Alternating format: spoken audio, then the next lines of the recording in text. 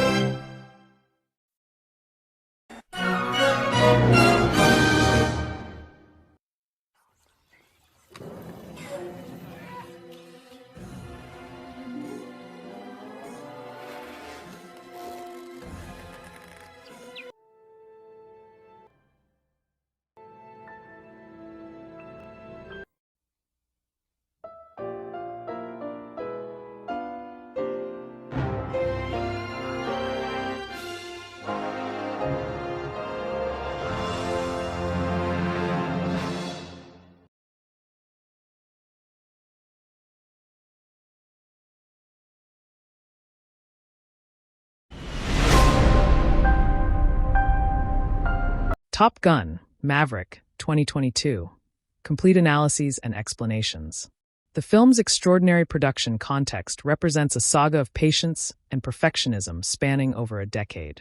The project was not a rushed cash grab, but a meticulously planned endeavor that began development as early as 2010, with the core creative challenge revolving around Tom Cruise's non-negotiable demand for absolute authenticity in the aerial sequences.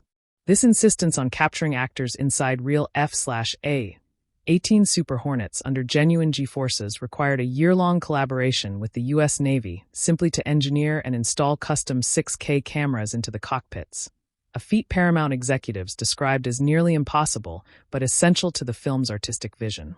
The financial commitment was immense, with a production budget ranging between $170 and $177 million.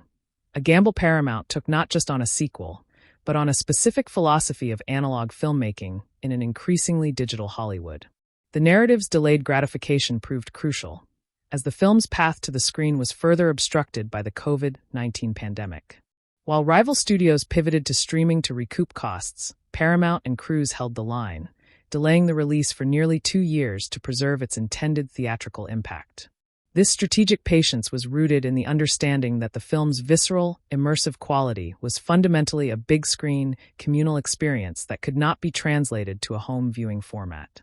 The world premiere at CinemaCon in April 2022, followed by a prestigious out-of-competition screening at the Cannes Film Festival, signaled the arrival of a movie event specifically engineered to resurrect the summer blockbuster tradition and lure audiences back to theaters in a post-pandemic world.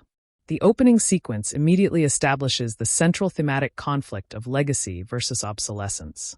Captain Pete Maverick Mitchell, now a test pilot pushing a hypersonic scramjet called Dark Star, is confronted by Rear Admiral Chester Hammer Kane, who bluntly informs him that his kind is headed to extinction. The Admiral's speech about the future being unmanned and algorithmic serves as both a plot catalyst and a meta-commentary on the film's own existence, questioning whether an aging action star and practical filmmaking can remain relevant. Maverick's response, pushing the prototype beyond Mach 10 until it disintegrates, is not merely insubordination but a philosophical argument that human daring can still achieve what machines cannot calculate. The destruction of the Dark Star brings Maverick's career to its apparent conclusion. Yet the intervention of Admiral Tom Iceman Kazansky provides the narrative's crucial turning point. Iceman, now commander of the U.S. Pacific Fleet and battling terminal throat cancer, saves his former rival from expulsion by assigning him to the Top Gun school as an instructor. This decision repositions the film from a solo adventure into a story about mentorship and the transmission of hard-won knowledge, establishing the emotional spine upon which all subsequent events depend. The mission objective that Iceman entrusts to Maverick is deliberately conceived as a near-impossible challenge, ensuring narrative tension from the outset. An unsanctioned uranium enrichment plant sits at the end of a treacherous canyon, protected by surface-to-air missiles, GPS jamming technology that renders modern F-35 Lightning IIs useless, fifth-generation Su-57 Felon fighters, and even operable vintage F-14 Tomcats. The technical specificity of this setup matters immensely, as it justifies why an older generation of pilots flying F/A-18 Super Hornets with laser-guided bombs must execute the strike, rather than any number of more technologically advanced alternatives. The canyon itself functions as a character within the film, its geography dictating the mission's complex choreography. Pilots must descend into the gorge at high speed, fly below the missile engagement envelope, navigate a series of switchbacks, and deliver ordnance on a target barely 10 feet wide before executing an impossible 9G climbing turn to escape. The physical parameters of this challenge are explained with such precision that the audience understands exactly why it requires two miracle maneuvers, as Maverick later describes them, rather than falling into the blockbuster trap of vague, undefined peril. Admiral Bo Cyclone Simpson, played with bureaucratic pragmatism by John Hamm, is introduced as the institutional counterweight to Maverick's improvisational methodology. Cyclone represents the Navy's risk-averse command structure, the necessary administrative apparatus that Maverick has spent a career antagonizing. The Admiral's skepticism about the mission's feasibility catalyzes much of the film's procedural drama, forcing Maverick to prove his worth not just as a pilot, but as a leader capable of bringing others along with him. The squadron of Top Gun graduates assembled for the mission functions as a microcosm of the original film's archetypes, deliberately updated for contemporary sensibilities while preserving essential dynamics. Lieutenant Bradley Rooster Bradshaw, played by Miles Teller with wounded gravity, is the son of Maverick's deceased Rio Goose, and his presence immediately establishes the film's emotional stakes. The casting demands that Teller physically and temperamentally evoke Anthony Edwards' beloved character, while creating a distinct persona defined by caution and suppressed anger. Lieutenant Jake Hangman Saracen, embodied by Glenn Powell with effortless charisma, functions as the sequel's Iceman analog, the arrogant rival whose exceptional skill justifies his insufferable confidence. Hangman's defining characteristic, a willingness to abandon his wingman when circumstances demand it, creates immediate friction with the fundamental ethos of naval aviation and positions him in direct philosophical opposition to Maverick's protective instincts. Powell's performance ensures that what could be a one-note antagonist instead becomes a scene-stealing presence whose ultimate redemption feels both surprising and earned. The supporting pilots round out the ensemble with careful attention to archetype and diversity. Lieutenant Natasha Phoenix Trace, played by Monica Barbaro, and her WSO Lieutenant Robert Bob Floyd, portrayed by Lewis Pullman, form a complementary team in which Bob's bookish, underestimated competence offsets Phoenix's more assertive demeanor. Lieutenant Ruben Payback Fitch and his WSO Lieutenant Mickey Fanboy Garcia, along with Lieutenant Neil Omaha Vikander and his WSO Lieutenant Callie Halo Bassett, complete the squadron, each receiving sufficient characterization to make their participation in the climactic mission emotionally legible without overwhelming the central narrative. The relationship between Maverick and Rooster constitutes the film's dramatic engine, its tensions rooted in a history of grief and misguided protection. Maverick carries guilt over Goose's death that has calcified over 36 years into a paternal anxiety about Rooster's safety, manifesting in the revelation that he blocked Rooster's application to the Naval Academy years earlier. This betrayal, committed at the dying request of Rooster's mother, who did not want her son to become an aviator, reveals Maverick's fundamental flaw: his belief that he alone can and must protect those he loves from the dangers he survived. Rooster's resentment toward Maverick is entirely justified, a fact the screenplay wisely refuses to soften through premature reconciliation. Every interaction between them crackles with unspoken accusation, and Teller's performance ensures that Rooster's anger reads as genuine wound rather than adolescent petulance.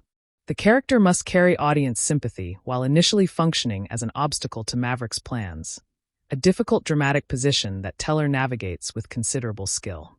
The beach football sequence, deliberately echoing the original's volleyball scene, serves multiple narrative functions beyond its surface spectacle. It establishes physicality and camaraderie among the pilots, demonstrates the competitive tension between Hangman and Rooster, and provides the closest approximation to the original's homoerotic visual language while updating it for contemporary sensibilities. The scene also reinforces the film's commitment to practical photography, with actors genuinely athletic and sandbound rather than digitally enhanced.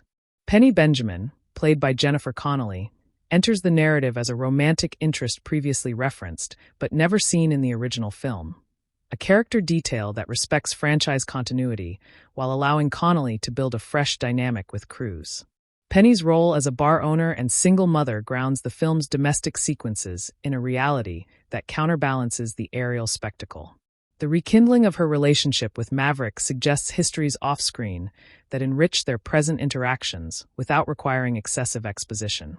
The film's romantic subplot operates with an economy that the original lacked, replacing the 1986 version's softcore aesthetic with a mature, recognizing partnership between adults navigating the complications of age, responsibility, and past disappointment. Connelly brings considerable warmth to what could have been a thankless role, and the screenplay grants her sufficient agency to function as more than a prize to be won, even as it ultimately limits her screen time to the demands of the primary narrative. The sequence in which Maverick visits Iceman represents the film's emotional apex and one of the most affecting scenes in any legacy sequel.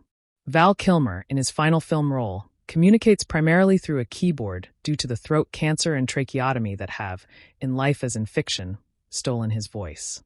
The reality of Kilmer's condition infuses the scene with unavoidable poignancy, yet the performance never descends into exploitation, instead channeling the accumulated history between these actors and their characters into a moment of genuine grace. Iceman's typed words, "It's time to let go," function on multiple registers simultaneously. Within the narrative, they are advice to Maverick about releasing his protective grip on Rooster. On a metatextual level, they are a valediction from Kilmer to Cruise, acknowledging the passage of time and the inevitability of endings.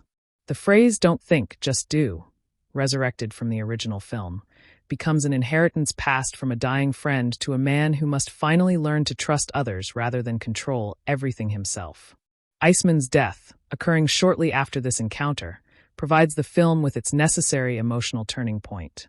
The loss removes the last figure from Maverick's generation, leaving him truly alone among younger pilots who do not share his history. The Navy's decision to remove Maverick from the training program following Iceman's death represents the institution's final attempt to assert control, a bureaucratic response to grief that misunderstands what Maverick represents to the mission. Maverick's response to his removal, the unauthorized demonstration flight through the canyon course within his original parameters, constitutes the film's most audacious set piece preceding the climax. This sequence proves what he has been insisting, that the mission, while extraordinarily difficult, is achievable, and that his methodology is not recklessness but calibrated risk-taking informed by decades of experience. The timing of this demonstration, coming immediately after Iceman's death, positions it as an act of homage as well as insubordination. Cyclone's reluctant reinstatement of Maverick as mission leader acknowledges the reality that only he can execute what he has designed. The Admiral's decision, while pragmatic, also reflects a grudging respect that the film earns through Maverick's consistent demonstration of capability rather than through narrative convenience. John Hamm's performance ensures that Cyclone never becomes a villain, merely an institutional representative facing an exceptional situation. The selection of the strike teams represents the culmination of the training sequences and the narrative's preparation for the final act. Maverick chooses Phoenix and Bob as one pair, Payback and Fanboy as the other, with himself flying lead and Rooster, notably, as his wingman. The inclusion of Hangman as the emergency action pilot, held in reserve rather than deployed in the primary strike, demonstrates Maverick's recognition that the arrogant pilot's exceptional skill requires a specific context to be effectively utilized. The final mission sequence is structured as a sustained exercise in escalating tension, beginning with the launch from the carrier and proceeding through the low-level ingress toward the canyon. The aerial cinematography achieves its fullest expression here, with Claudio Miranda's custom camera rigs capturing the genuine physiological responses of actors experiencing actual G-forces. When faces compress and eyes water, the audience witnesses reality rather than performance, creating an immersive intensity that CGI-generated imagery cannot replicate. The canyon run itself unfolds as a precisely choreographed ballet of destruction, with each checkpoint and danger communicated clearly enough that audiences understand the stakes and geography of every moment. The SAMs that rise from the valley walls, the narrowing passage, the final target approach, all are rendered with spatial legibility that many blockbusters sacrifice to chaotic editing. The sequence rewards attention by making the audience active participants in tracking the mission's progress rather than passive recipients of spectacle. The moment of ordnance release, with bombs striking the target and beginning the chain reaction that will destroy the enrichment plant, provides catharsis that is immediately undercut by the more difficult challenge, escape. The screenplay understands that achieving the objective is not victory. Survival is victory. The SAMs that now fill the sky, the requirement to climb and accelerate beyond the threat envelope, and the presence of Su-57 fighters create a gauntlet more harrowing than the ingress. Maverick's decision to sacrifice his aircraft to protect Rooster from incoming SAMs represents the film's thematic climax, the moment toward which the entire narrative has been building. By physically interposing his plane between a missile and his godson, Maverick enacts what he could not do for Goose decades earlier. The action is instinctual rather than calculated, a reflex that demonstrates how little his protective instinct has changed despite Iceman's advice, and simultaneously how necessary that instinct remains. The assumption of Maverick's death creates a dramatic void that the film uses to catalyze Rooster's transformation. Believing his surrogate father dead, Rooster disobeys Cyclone's order to return to the carrier, instead circling back to find whatever remains. This insubordination echoes Maverick's lifelong pattern, while distinguishing itself through motivation. Rooster is not defying authority for ego but for love and loyalty. The reunion on the ground, with Rooster discovering Maverick alive and pursued by a Mi-24 attack helicopter, shifts the film's dynamic from teacher-student to partnership.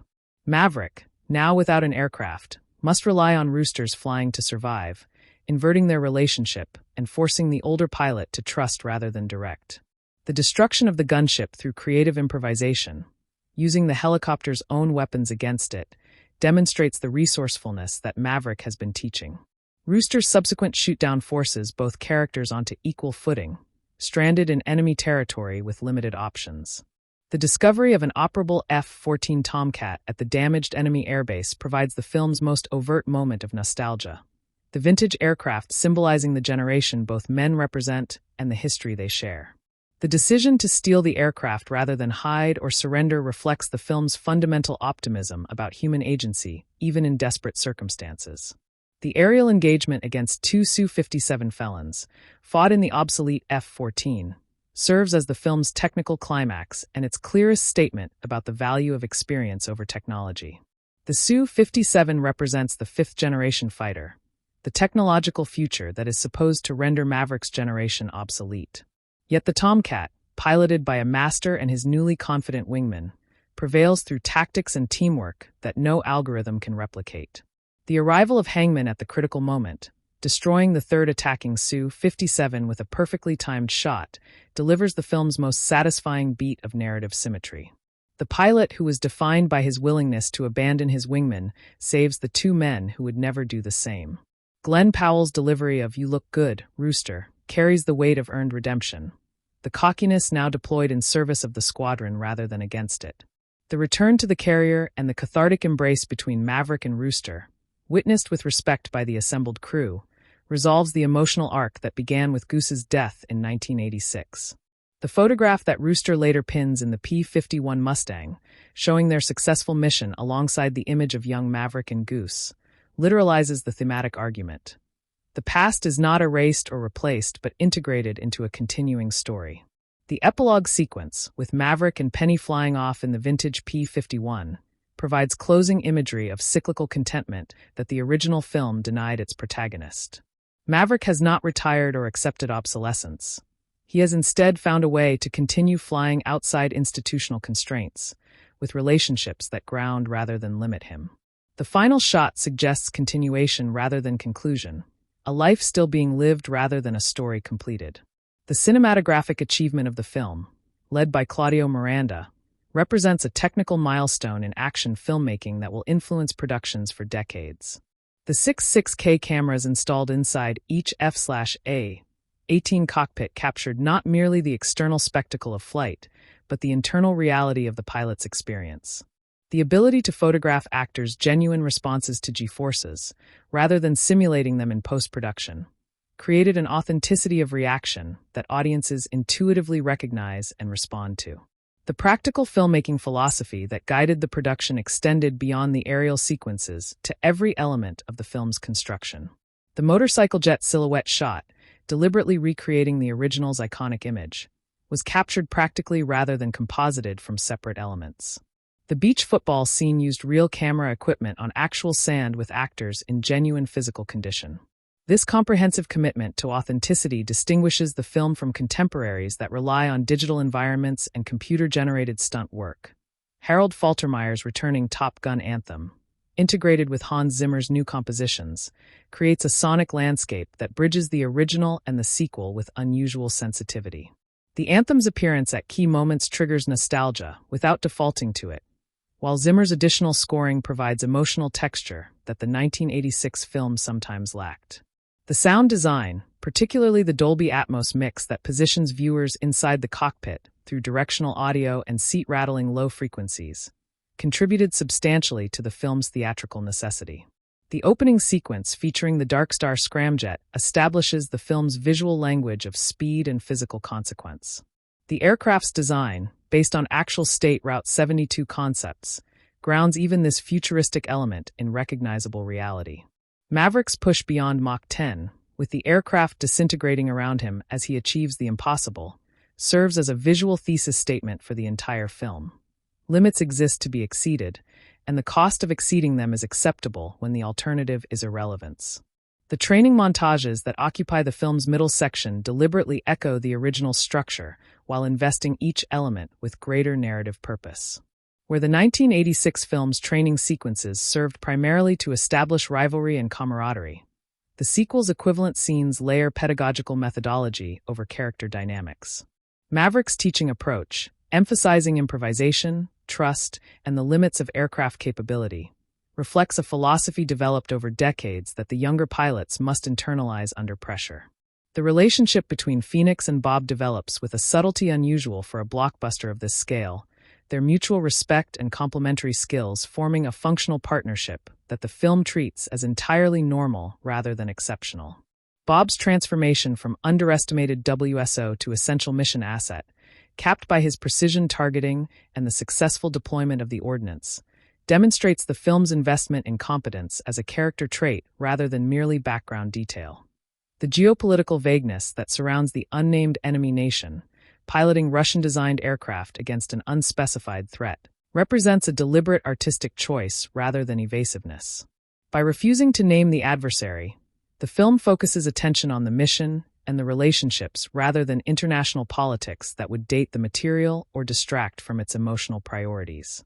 The enemy exists as a functional obstacle, a canvas upon which American military capability can be projected without ideological commentary. The casting of Miles Teller as Rooster proves inspired on multiple levels, not least in his physical resemblance to a plausible son of Anthony Edwards and Meg Ryan.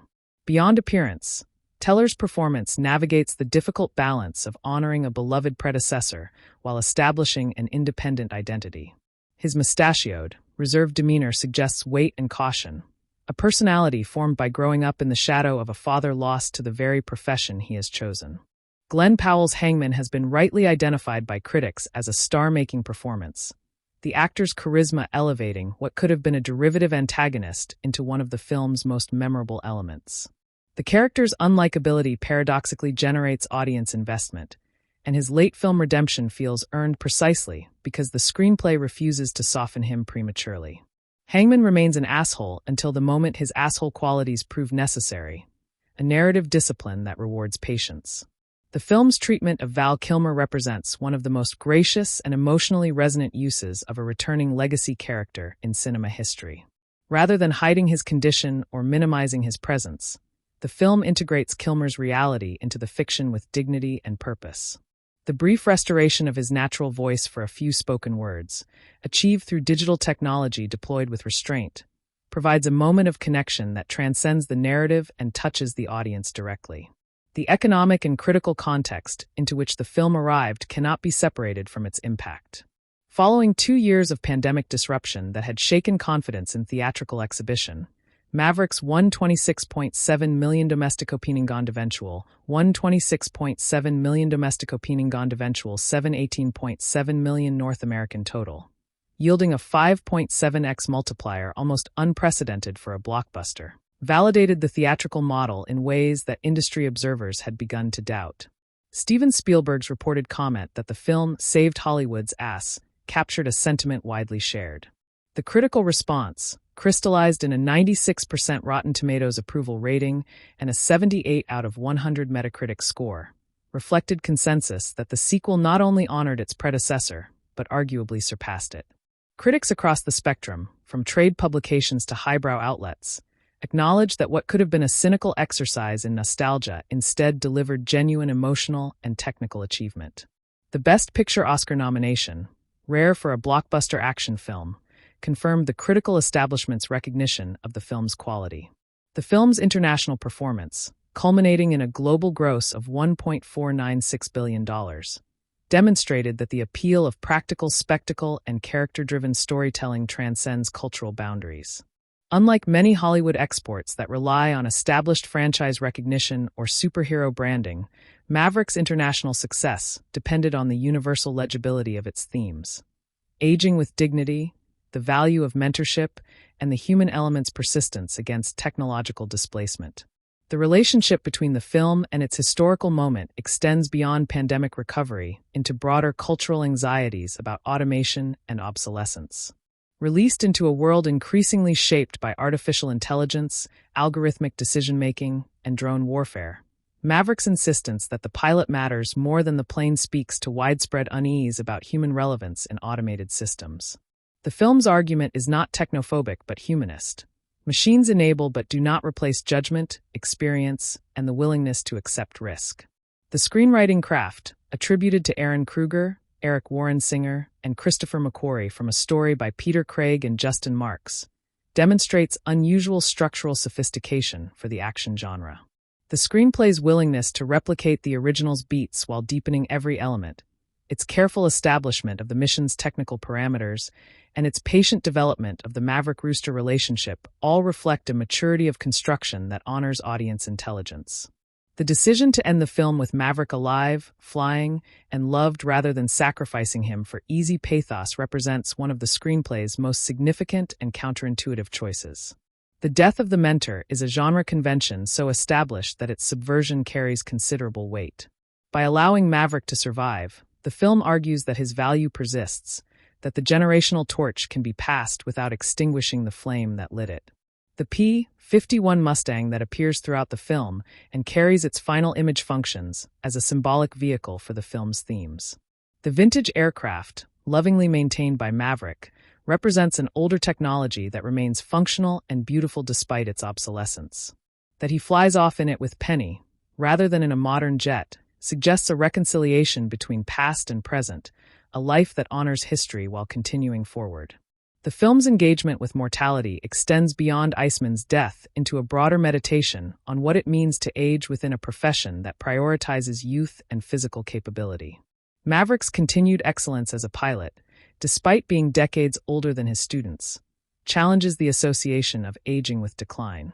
The film does not deny age but refuses to accept that age must diminish capability, a position that resonates beyond the military aviation context. The legacy sequel format that Maverick exemplifies and arguably perfects represents a specific response to Hollywood's franchise dependency. Rather than extending intellectual property through endless iteration, the film re-examines and completes a story left unfinished, bringing closure while opening new possibilities. This approach respects the original while demonstrating how the intervening decades have enriched rather than depleted the material's potential. The film's sound design, led by the re-recording mixing team, creates an audio environment as immersive as its visuals. The Dolby Atmos mix places the audience inside the cockpit through directional sound that tracks missile warnings, engine strain, and breathing with spatial precision. This attention to sonic detail contributed substantially to the film's theatrical imperative, creating an experience that home viewing, regardless of equipment quality, cannot fully replicate. The absence of significant CGI from the aerial sequences, while widely publicized, deserves analysis for its effect on performance and audience perception. Actors who have genuinely experienced flight at high G-forces deliver performances that cannot be duplicated by post-production compositing. The physical reality of their experience communicates through micro-expressions, sweat, and the visible strain of gravitational pressure, creating a subliminal layer of authenticity that audiences register without necessarily articulating. The film's treatment of female characters, while improved from the original, remains an area where critical consensus identifies limitation. Penny Benjamin, Phoenix, and Halo all receive professional respect and narrative function. Yet the film's focus on male relationships, particularly the father-son dynamic between Maverick and Rooster, necessarily marginalizes their contributions. This represents not a failure of execution, but a deliberate prioritization that reflects both the original's DNA and the story the film chooses to tell. The mission's technical justification, the GPS jamming that renders F-35s useless and forces reliance on older aircraft, serves the narrative's practical demands while gesturing toward genuine military concerns. Electronic warfare, signal spoofing, and the vulnerabilities of network-dependent systems are real considerations in modern combat, and the film's acknowledgement of this reality lends credibility to its otherwise improbable scenario. The cinematographic challenge of capturing aerial footage from inside accelerating aircraft required not just camera technology, but a complete rethinking of the relationship between director and subject. Joseph Kosinski's direction of performances he could not witness in real time, trusting footage that could only be reviewed after landing, demanded a level of preparation and actor trust unusual in filmmaking. The actors' commitment to the project's methodology required them to serve as their own cinematographers, managing framing and lighting while also performing under physical stress. The chemistry between Cruise and Connolly operates within parameters different from typical romantic subplots, trading youthful passion for the recognition of kindred experience.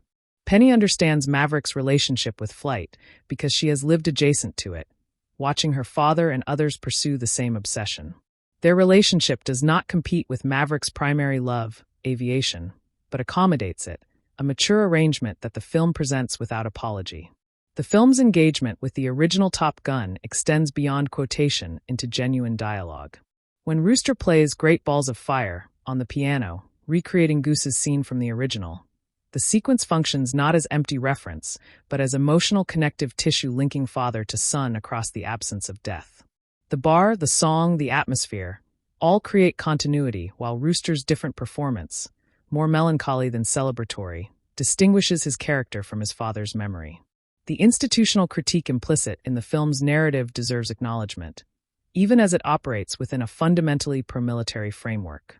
The Navy bureaucracy, represented by Cyclone and the unseen forces that repeatedly try to ground Maverick, appears as an obstacle to effectiveness rather than its guarantor.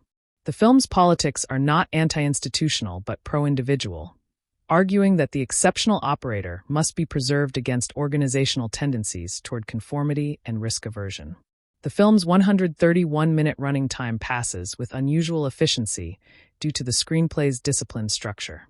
Every scene serves multiple purposes: character development and mission preparation, emotional catharsis and technical exposition, nostalgia and innovation.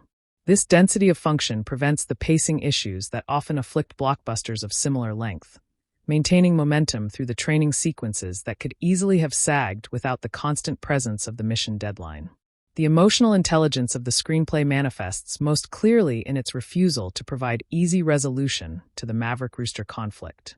Rooster's anger does not dissolve upon learning of Maverick's promise to his mother. The revelation explains rather than excuses. Forgiveness arrives not through dialogue but through action. When Rooster returns for Maverick despite orders, an earned reconciliation that respects the weight of what has passed between them. The film's visual palette, supervised by Kosinski and Miranda, favors clarity over stylization, allowing the inherent drama of the aerial footage to communicate without excessive color grading or processing. The skies are blue, the ocean is vast, the carrier decks are functional gray, and the aircraft exist as mechanical objects rather than digital creations. This aesthetic restraint paradoxically produces images more striking than films that aggressively manipulate their visuals, trusting reality to provide sufficient spectacle. The $170–177 million production budget, while substantial, represents relative restraintenain RAV $170–177 million production budget, while substantial, represents relative restraintenain RAV $250–300 million blockbusters. The allocation of these resources toward practical effects, extensive aerial photography, and the year-long camera development process rather than digital post-production reflects priorities that distinguish the final product from its contemporaries. Every dollar appears on screen, a transparency of investment that audiences have learned to appreciate. The performances of the supporting cast, often overshadowed in discussions focused on crews and the legacy characters, deserve specific recognition for their contribution to the film's texture. Louis Pullman's transformation from nervous Bob to essential mission asset, Monica Barbaro's steady competence as Phoenix, and the ensemble's credible portrayal of elite aviators in training, all create a believable world that supports the central drama without competing for attention. The film's place in Tom Cruise's filmography represents something approaching culmination, a synthesis of the action star he became and the dramatic actor he was originally recognized as being. The vulnerability he displays in scenes with Kilmer and Teller draws on capacities developed across decades of dramatic work, while the aerial sequences extend the commitment to practical stunt work that has defined his late career output. The performance earned a level of critical respect unusual for action cinema, acknowledging the skill required to anchor spectacle with genuine emotion. The beach football sequence's function within the film's visual economy deserves particular attention, as it replaces the original's volleyball scene without merely replicating its dynamics. The mixed-gender competition, the emphasis on teamwork over display, and the integration of the scene into the training arc rather than isolating it as gratuitous interlude all reflect evolved sensibilities, while maintaining the original's celebration of physical capability in a military context. The film's most significant artistic risk, the extended focus on a protagonist in his late 50s who refuses the traditional arc of retirement and replacement, could easily have produced an exercise in vanity or denial. Instead, the screenplay's willingness to confront Maverick's age, his marginalization, and the genuine obsolescence of his methods creates dramatic stakes that a younger protagonist could not provide. The film earns its triumphant conclusion by first acknowledging the plausibility of failure. The relationship between the film's technical achievement and its emotional impact cannot be overstated. The aerial footage is not merely spectacular but essential, creating a world so convincingly dangerous that the character's bravery becomes tangible rather than asserted. When Rooster and Maverick steal the F-14 and engage Su-57s, the audience's investment derives from the accumulated reality of everything that preceded it. The sequence works because the film has spent 2 hours teaching us what flying actually costs. The film's engagement with the military entertainment complex, wherein the Navy provided unprecedented access and equipment in exchange for what amounts to a recruitment advertisement, is a legitimate subject for critical analysis that the film's quality does not dismiss. The depiction of naval aviation as a realm of honor, excellence, and meaningful camaraderie serves the Navy's institutional interests, and the film's avoidance of any engagement with the moral complexities of American military action represents a political choice regardless of artistic justification. The legacy that Top Gun, Maverick leaves for Hollywood is already becoming clear in its aftermath. The film's success has validated practical filmmaking, the theatrical experience, and the viability of non-superhero blockbusters in ways that will influence green-lighting decisions for years. Its $1.5 billion gross and critical acclaim have demonstrated that audiences will respond to original storytelling executed with craft and conviction, even when that storytelling operates within franchise parameters. The closing image of Maverick's P-51 disappearing into the sunset, with Rooster's photograph of their shared triumph pinned alongside the image of Goose, encapsulates the film's argument about time, legacy, and the persistence of human value. The picture frame contains 3 generations: Goose, the father lost too soon; Maverick, the survivor who carried guilt as penance; and Rooster, the inheritor who has forgiven and been forgiven. That the frame exists in an aircraft built before any of them were born still flying decades after its obsolescence, completes the metaphor with understated elegance. The decision to delay the film's release for nearly 2 years during the COVID-19 pandemic stands as one of the most consequential gambles in modern studio history. A bet placed on the enduring power of the theatrical experience when every market signal suggested its decline. Paramount Pictures faced intense pressure from shareholders and industry analysts to accept streaming offers from platforms reportedly willing to pay hundreds of millions for the rights, a path that would have guaranteed profitability while surrendering cultural impact. Tom Cruise's adamant refusal to allow his passion project to debut on television screens became legendary within the industry, with reports of his insistence during production meetings that the film was engineered for the largest possible canvas and could not be compromised. The delay incrementally transformed the project from a nostalgic curiosity into a cultural event, with anticipation building across the extended pre-release period as audiences starved for spectacle. When theaters finally darkened for those first CinemaCon screenings, the accumulated hunger for communal cinematic experience detonated in ways that no marketing campaign could have manufactured, validating a philosophy of patience that now seems prescient, but at the time appeared almost recklessly obstinate. Ed Harris's Admiral Kane functions as more than an antagonist in his brief but crucial opening appearance, serving instead as the embodiment of institutional logic that views human pilots as expensive liabilities rather than irreplaceable assets. His gruff dismissal of Maverick's career, delivered in a desert hangar beside the sleek Darkstar prototype, carries the weight of a military establishment genuinely uncertain about the role of manned aircraft in an age of precision drones and cybernetic warfare. Harris performs the scene with a weariness that suggests he has been fighting this battle against romantics like Maverick for his entire career, each confrontation eroding his patience further without ever fully extinguishing a grudging respect for the pilot's undeniable skill. The Admiral's line about extinction echoes beyond the hangar walls, speaking to the precarious position of analog excellence in an increasingly algorithmic world. A tension the film will spend its entire running time exploring and ultimately resolving in favor of the human element. Kane serves his narrative purpose and vanishes, but the philosophical challenge he articulates remains the film's central antagonist, a ghost haunting every subsequent triumph. The hypersonic Darkstar sequence that opens the film operates as a self-contained short story, a miniature narrative of ambition, insubordination, and transcendence that establishes tone and stakes with extraordinary economy. The aircraft itself, designed in consultation with Lockheed Martin's Skunk Works to resemble actual state Route 72 concepts, represents the bleeding edge of aviation technology, a machine that should theoretically render a 50-something pilot obsolete, yet paradoxically requires exactly his particular skill set to achieve its potential. Maverick's journey from disciplined test protocol to instinctive boundary pushing, from monitoring instruments to chasing a number no living pilot has achieved, condenses his character arc into a single breathtaking sequence of pure cinematic velocity. The moment when the aircraft begins to disintegrate around him, skin peeling back from the superheated frame as he pushes beyond Mach 10, functions as a visual metaphor for the cost of greatness, the understanding that achieving the unprecedented requires risking the irreplaceable.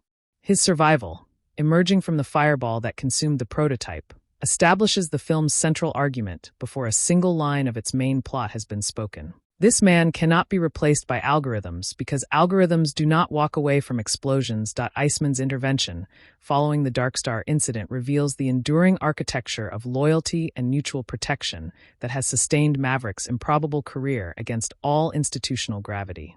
Their relationship, forged in the competitive crucible of the original film and tempered by decades of shared experience, has evolved into something approaching brotherhood, a bond that the sequel treats with a reverence unusual for blockbuster cinema. The screenplay wisely declines to over-explain their history between 1986 and the present, trusting audiences to understand that men who once defined themselves through rivalry can, with time and maturity, become each other's most essential advocates. Eisman's position as commander of the Pacific Fleet provides the institutional authority to protect Maverick, yet his willingness to exercise that authority repeatedly reveals a personal investment that transcends professional calculation.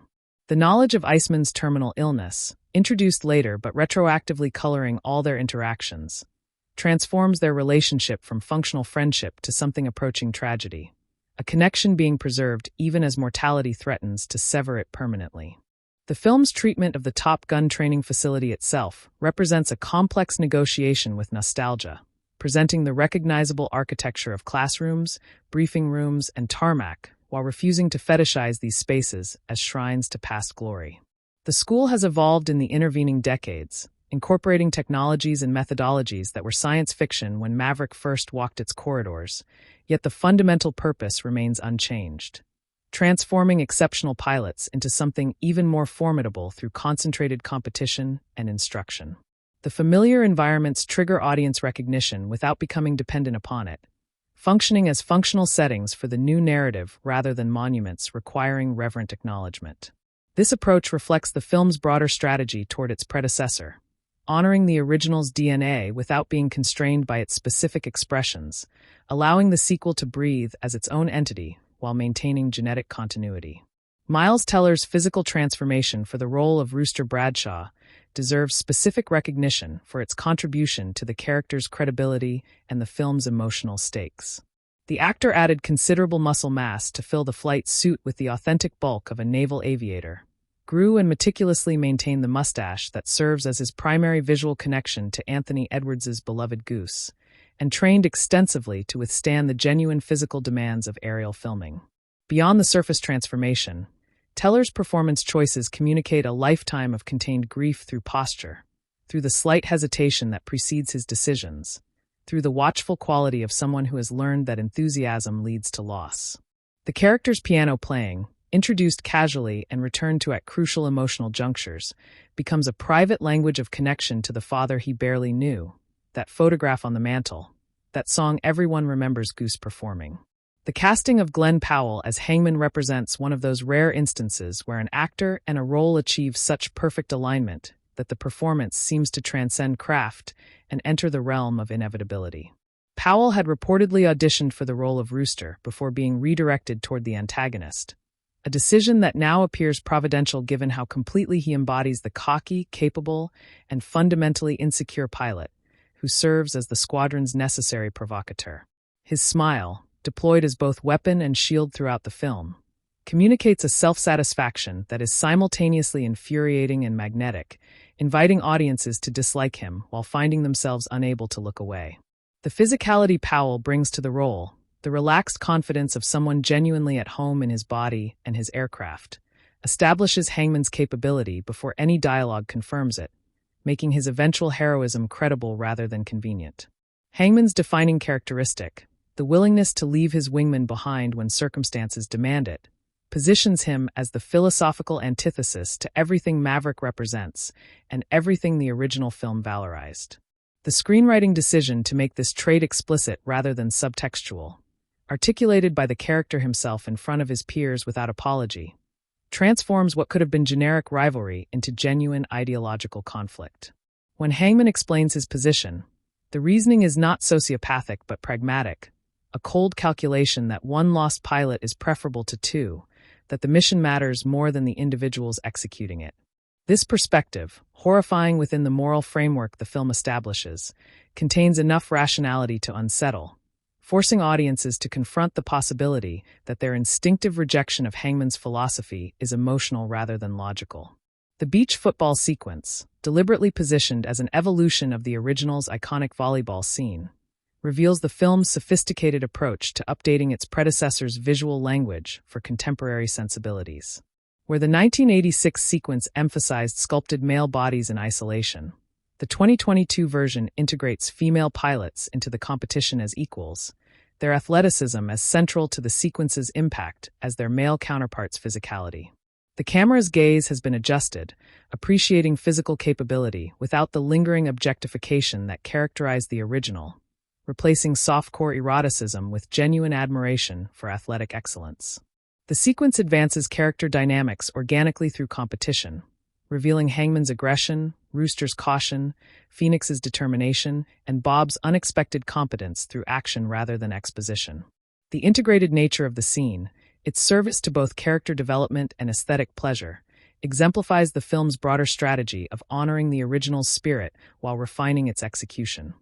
Jennifer Connelly's Penny Benjamin enters the narrative carrying the weight of a 36-year-old reference, her name mentioned in the original film as an admiral's daughter with whom Maverick had a memorable encounter, a seed planted in 1986 that the sequel cultivates into full bloom.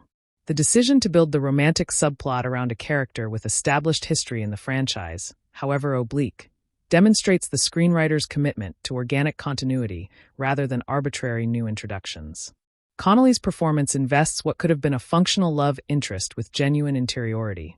Her Penny, a woman who has built a successful life and raised a daughter in the years since Maverick first passed through her world, who has no investment in being rescued or completed by his return. Their rekindled relationship operates on a more even footing than the original's Maverick-Charlie dynamic, two adults with complicated histories finding each other again rather than a hotshot pilot pursuing an unavailable instructor.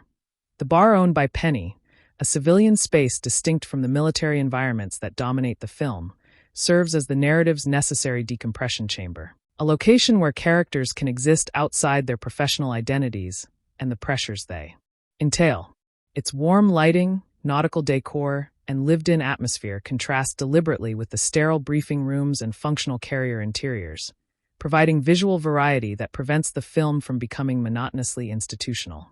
The bar becomes the site of the film's most important character interactions outside the cockpit, the piano where Rooster plays his father's song, the conversations that reveal interior lives the flight line cannot accommodate. Penny's ownership of this space grants her narrative authority beyond her romantic function, positioning her as the guardian of the film's domestic dimension, the keeper of a hearth that the pilots cannot permanently inhabit, but to which they can temporarily return. The scene in which Maverick confronts Rooster about his flying, pushing him harder than the other pilots and receiving justified resentment in return, establishes the pedagogical methodology that will define their relationship until the third act reconciliation. Maverick's approach, singling out the most promising student for the harshest treatment, reflects an understanding that excellence emerges from adversity rather than comfort, a truth learned from his own Top Gun experience that he now applies without the interpersonal warmth that might soften its impact. The sequence crackles with unspoken history, every critical observation from Maverick landing with additional weight because of who is delivering it, every defensive response from Rooster carrying the accumulated anger of a childhood defined by absence. Teller and Cruz play the scene with a restraint that speaks volumes, neither character willing to articulate what both are feeling, the accusations and apologies trapped beneath professional discourse that serves as inadequate cover for emotional chaos. The mission planning sequences, in which Maverick walks the pilots through the canyon run using increasingly sophisticated simulation technology, demonstrate the film's commitment to making its climactic action legible before it unfolds. By the time the actual mission begins, audiences understand the SAM placement, the terrain challenges, the timing requirements, and the physical demands with sufficient clarity to track progress and recognize deviation. This narrative strategy, borrowed from heist cinema rather than traditional action filmmaking, transforms the final act from passive spectacle into active problem-solving, positioning viewers as participants in the mission's execution rather than mere witnesses to its outcome. The repeated simulation failures that precede the mission, each attempt ending in virtual death, establish the stakes with mathematical precision, ensuring that the eventual success registers as hard-won rather than narratively guaranteed. The physical toll that the aerial filming exacted upon the cast cannot be overstated as a contributing factor to the performance's authenticity. Actors trained for months to withstand G-forces that would incapacitate untrained individuals, learning to control their breathing, tense specific muscle groups, and maintain consciousness through maneuvers that drain blood from the brain. The footage captured inside the cockpits shows faces genuinely distorted by acceleration, eyes genuinely watering from exertion, expressions genuinely reflecting the effort of staying functional while physics attempts to render them unconscious. This documentary layer beneath the fictional performances provides a foundation of reality that post-production enhancement cannot simulate, a truth of physical experience that audiences recognize on a level beneath conscious analysis, responding to real stress with real investment. The relationship development between Phoenix and Bob, condensed into relatively brief screen time, demonstrates the film's ability to sketch fully realized dynamics through efficient writing and committed performance. Bob's initial presentation as the physically unimposing, slightly awkward WSO attached to one of the squadron's most capable pilots could easily have descended into comic relief. Yet Pullman's performance and the screenplay's respect for his character transform him into the film's stealth protagonist. His arc from underestimated analyst to essential mission component, the moment when his targeting expertise proves decisive, represents the film's broader argument about the value of competence regardless of its packaging. Phoenix's unwavering support for her partner, her refusal to participate in or tolerate mockery of Bob's capabilities, establishes their relationship as the healthiest partnership in the squadron and a model of professional mutual respect. John Hamm's Cyclone evolves across the film's running time from obstacle to reluctant ally without ever abandoning his fundamental institutional perspective. A character arc of subtlety unusual in blockbuster cinema, where authority figures typically either prove villainous or convert entirely. His skepticism about the mission's feasibility is entirely reasonable. His objections to Maverick's methodology grounded in legitimate concern rather than petty tyranny. His eventual acceptance of the plan's necessity earned through demonstrated capability rather than inspirational speech. Hamm's performance provides the film with an adult gravity that counterbalances the more operatic emotional dynamics of the Maverick-Rooster relationship, grounding the narrative in institutional reality even as fantasy elements accumulate. The Admiral's genuine emotion upon the mission's successful completion, visible in Hamm's micro-expressions during the carrier deck reunion, speaks to an investment he has never articulated verbally. The geopolitical ambiguity surrounding the enemy nation, a choice that received some criticism for its vagueness, serves clear narrative purposes that justify the absence of specificity.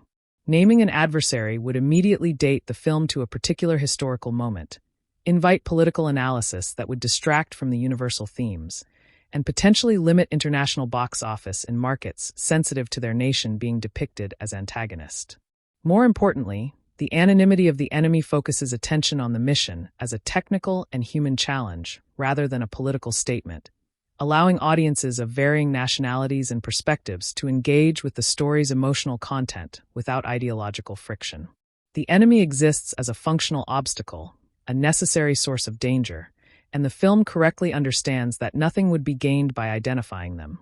The scene in which Maverick reveals to Rooster the truth about his Naval Academy application, explaining his promise to the dying Carol Bradshaw that her son would not become an aviator, represents the narrative's most morally complex moment and its most significant risk. Maverick's action, however well-intentioned, constituted a profound betrayal of Rooster's autonomy, a paternalistic intervention that denied a young man his chosen path based on someone else's fear. The screenplay wisely refuses to treat this revelation as absolution, allowing Rooster's anger to persist and complicating Maverick's heroism with genuine moral failure. The apology that follows, "I'm sorry," simple and unadorned by justification, acknowledges the wrong while recognizing that nothing can undo its consequences, that some wounds become part of the tissue rather than healing completely. The film's engagement with the concept of luck, a theme carried forward from the original, where Maverick's survival often seemed attributable to fortune as much as skill, finds its most poignant expression in the pre-mission ritual of the pilots preparing themselves for what might be their final flight. The close-ups of personal items, photographs, letters, religious symbols, all the talismans that aviators carry against the statistical certainty that some of them will not return, create a pre-battle atmosphere of quiet contemplation that honors the gravity of what they are about to attempt. The film refuses to guarantee anyone's survival, allowing the genuine possibility of loss to haunt the mission sequences, even as its overall structure suggests eventual triumph. The actual canyon run, when it arrives after extended preparation, delivers on every technical and emotional promise the preceding narrative has established, a sequence of sustained tension that represents the state of the art in practical action filmmaking. The geography is clear, the threats are legible, the physical demands upon the pilots are visible, and the audience has been trained to understand exactly how close to failure each moment operates. The SAMs rising from the walls, the narrowing passage, the increasingly desperate radio calls from the supporting aircraft, all operate within a framework of established rules that makes the chaos comprehensible without diminishing its intensity. Kosinski's direction maintains spatial coherence throughout, avoiding the rapid cutting and chaotic framing that often substitutes for genuine excitement in lesser action cinema. The moment of Maverick's apparent sacrifice, positioning his aircraft between Rooster and an incoming missile, functions as the narrative's emotional climax and the fulfillment of an arc that began 36 years earlier with Goose's death. Where he was powerless to save his Rio in 1986, he now has the skill, the timing, and the willingness to trade his survival for his godsons, completing a circuit of guilt and redemption that has defined his adult life. The sequence is not presented as calculated heroism, but as instinct, the body acting before the mind can calculate, revealing that beneath all the training and experience and bravado, Maverick's fundamental orientation remains protective toward the son of his lost friend. The presumed death that follows, the carrier deck's shocked silence, the mission's success rendered hollow by its apparent cost, creates dramatic space for the film's most significant reversal. Rooster's decision to return for Maverick, disobeying Cyclone's direct order to return to the carrier, represents the moment when the student finally internalizes the teacher's most important lesson. That rules are subordinate to people, that no successful mission justifies abandoning those who depend on you. The choice is not presented as easy or obvious, but as costly. A young pilot with a promising career risking everything on the slim chance that his surrogate father might have survived. The inversion of their relationship that follows, with Maverick grounded and Rooster flying the rescue, forces the older pilot into the unfamiliar position of dependence, trusting his godson's capabilities rather than controlling the outcome himself. The trust proves justified, and the film earns its catharsis through the mutual vulnerability that precedes it. The theft of the F-14 Tomcat from the damaged enemy airbase provides the film's most overt moment of nostalgic gratification. The vintage aircraft symbolizing an era of aviation that both characters represent, and that the plot has argued remains relevant despite technological obsolescence. The sequence functions on practical and symbolic levels simultaneously. Practically, it provides Maverick and Rooster a means of escape. Symbolically, it places them in the aircraft that represents their shared history. The plane Maverick was flying when Goose died, the plane that defined a generation of naval aviation. The visual of the Tomcat, obsolete and outmatched, rolling onto the taxiway with both men in the cockpit, creates an image of intergenerational continuity that the film has earned through everything that preceded it. The aerial engagement against the Su-57 felons, fought in the stolen F-14 against technologically superior adversaries, provides the film's clearest articulation of its central thesis about the relationship between human experience and technological capability. The felons represent the future, stealthy and sensor-laden, and theoretically capable of detecting and destroying the Tomcat before the older aircraft even knows they are present. Yet Maverick and Rooster prevail through precisely the qualities that cannot be programmed: improvisation, intimate knowledge of terrain, the ability to coordinate without communication, the willingness to attempt maneuvers that no computer would recommend. The sequence argues not that technology is worthless, but that its value depends upon the human element directing it, a position that resonates far beyond military aviation. Hangman's arrival at the critical moment, destroying the third felon with a shot delivered at precisely the right instant, provides the film's most satisfying example of narrative symmetry and the culmination of the character's carefully constructed arc. The pilot who was defined by his willingness to abandon his wingman saves the two men who would never do the same, his exceptional skill finally deployed in service of the squadron rather than individual glory. The line "You look good, Rooster" carries the full weight of Powell's charismatic performance, the cockiness now affectionate rather than aggressive, the competition resolved into mutual respect. The moment works because the film has earned it through careful character development, refusing to soften Hangman prematurely so that his eventual heroism registers as genuine growth rather than convenient plot mechanics.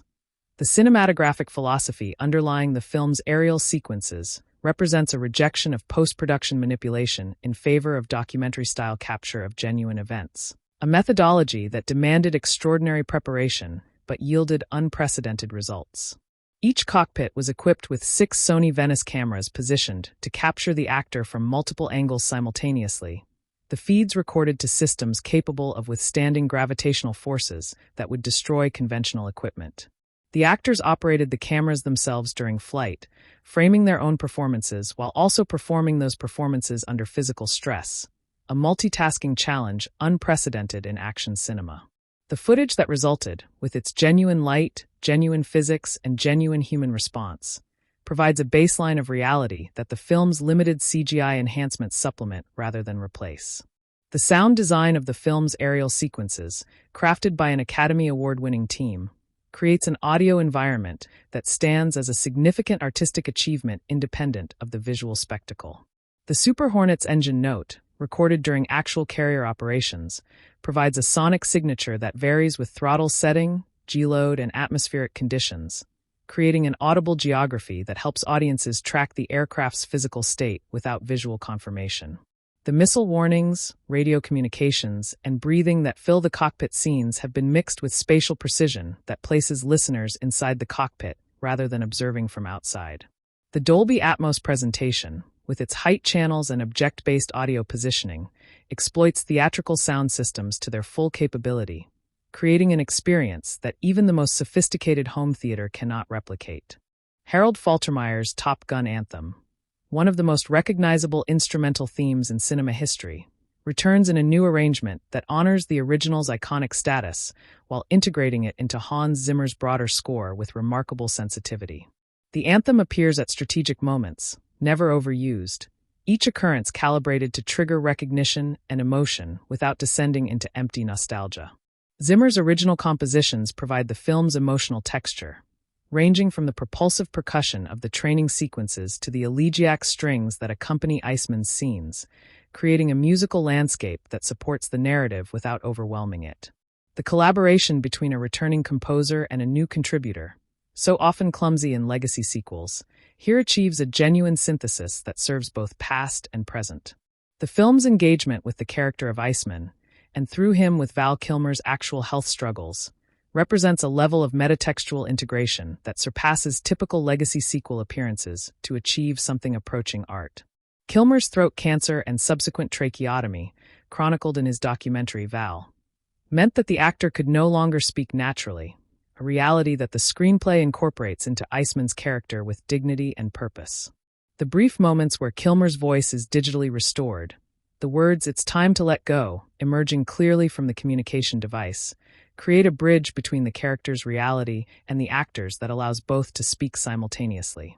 The physical affection between Cruise and Kilmer in these scenes, the embraces and hand-holding that the actors have described as partly improvised, communicates a friendship that has survived decades and hardship, real and fictional.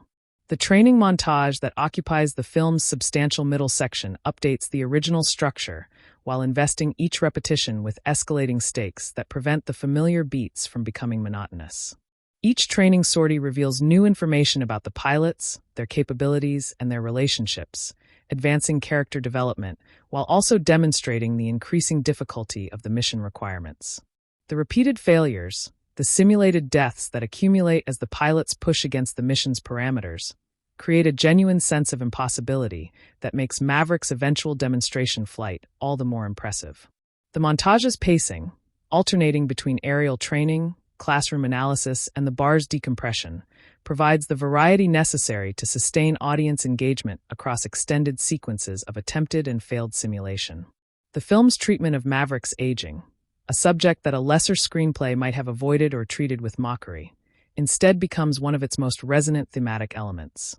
Cruise's refusal to pretend he is 30, the visible lines on his face, the acknowledgement that he is older than his students' parents, all create dramatic stakes that a younger protagonist could not provide. When Maverick succeeds, he succeeds as a man in his late 50s performing at a level his 20-something competitors cannot match, a statement about the value of experience that contradicts cultural messaging about youth and relevance. The film argues that capability need not decline with age, that the accumulated wisdom of decades can compensate for whatever physical gifts time has diminished, a position that Cruise's committed physical performance renders credible rather than merely wishful. The relationship between the film's practical effects philosophy and its thematic concerns reveals an artistic coherence unusual in blockbuster cinema, where spectacle often exists independently of meaning. The insistence on capturing real aircraft, real pilots, real G-forces, and real human responses is not merely a technical preference, but an argument about the irreplaceable value of the physical in an increasingly virtual world. Every frame of genuine aerial footage functions as a counterargument to the CGI-dominated blockbuster landscape, a demonstration that audiences can distinguish between real and simulated, and that this distinction matters. The film's extraordinary box office performance suggests that this argument resonated, that viewers starved for authenticity in their spectacle responded to the tangible quality that practical filmmaking provides.